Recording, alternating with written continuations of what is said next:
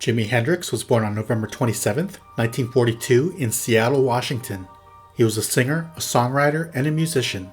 Many people say he's one of the best guitar players who ever lived. His performance of the Star-Spangled Banner at Woodstock in 1969 is iconic. His career only lasted 4 years. He was inducted into the Rock and Roll Hall of Fame in 1992. With songs like Purple Haze, Hey Joe, All Along the Watchtower, The Wind Cries Mary, Voodoo Child, Fire, Boxy Lady, and Little Wing, just to name a few. No wonder he has reached legend status. What's your favorite song by him? He's definitely influential and will never be forgotten. Paul McCartney said it was mind-blowing seeing Jimi perform in a club called the Bag of Nails in London. He didn't start playing guitar until the age of 15. He learned to play by ear. He had a couple of run-ins with the law and was given a choice of going to jail or joining the army in 1961. He was in the 101st Airborne Division, nicknamed the Screaming Eagles, at Fort Campbell, Kentucky. His heart clearly wasn't in it, and he was discharged after around 13 months in 1962. The official reason was on the grounds of insuitability under honorable conditions. I've read conflicting stories that he pretended to be gay or he broke his ankle after a jump. After playing with a few bands, including Little Richard and the Isley Brothers, he found success with the Jimi Hendrix Experience. They released their debut album in 1967 called Are You Experienced? After legendary appearances at the Monterey Pop Festival and Woodstock, Hendrix was well on his way to becoming the biggest star on the planet.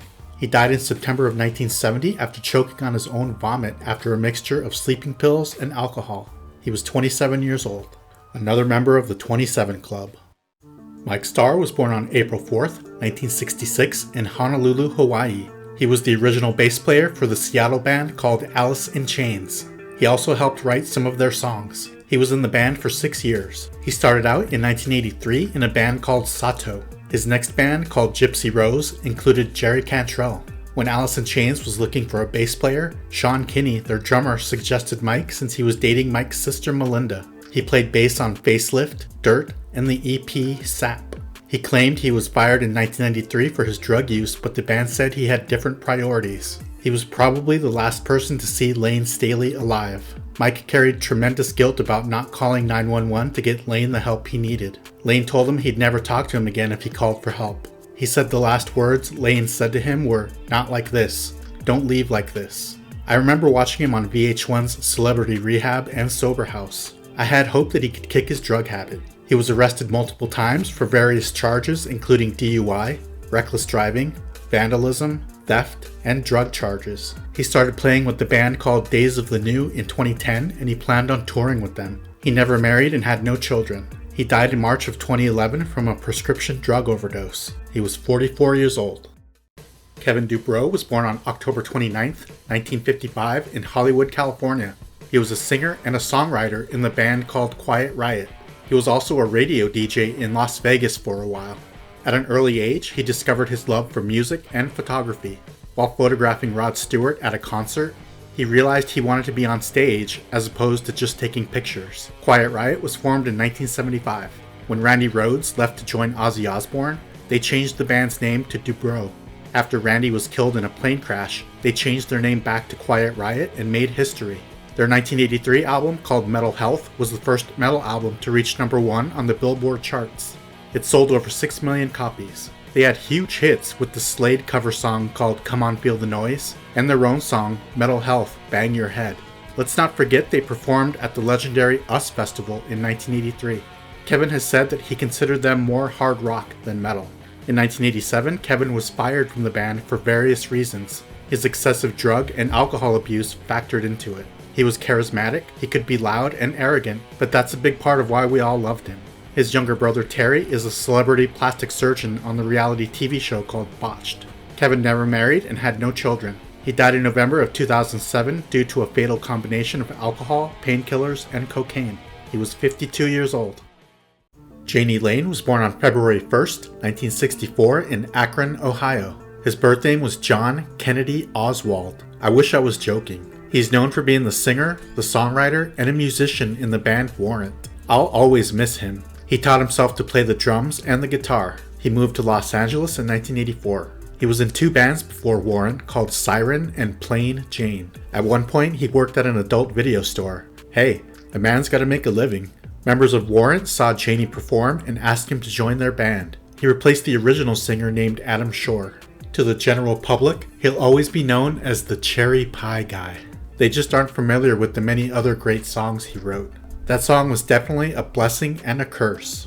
I always say their album songs were better than their singles, but that's just my opinion. I wish I could have thanked him personally for writing the song called Stronger Now from the Ultraphobic album. It definitely got me through a dark time in my life.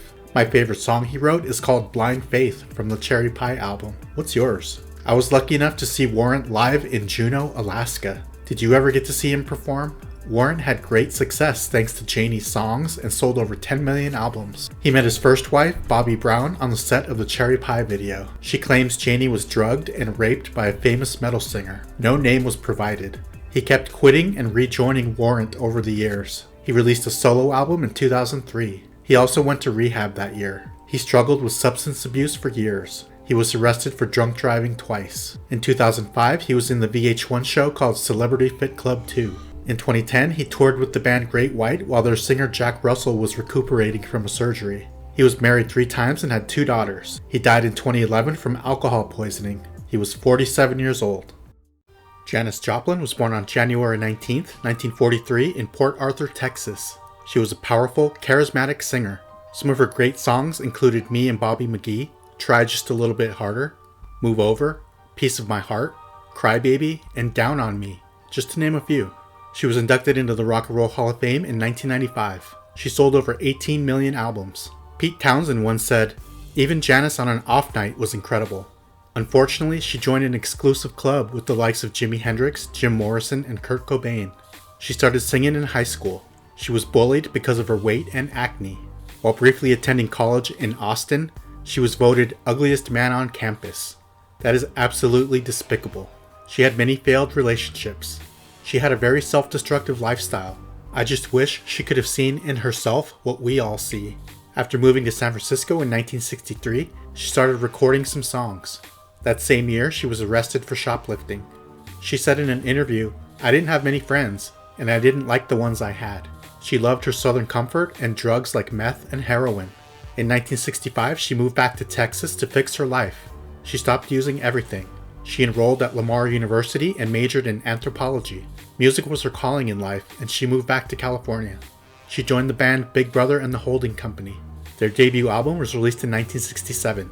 She became a star after their second album. Unfortunately, she was surrounded by bad influences and she started abusing substances again. She went solo in 1969 and her heroin use was out of control. She shot up before performing at Woodstock. She briefly dated actor and musician Chris Christopherson. She also dated women occasionally. She never married and had no children. She was engaged twice. She died in 1970 from a heroin overdose. She was 27 years old.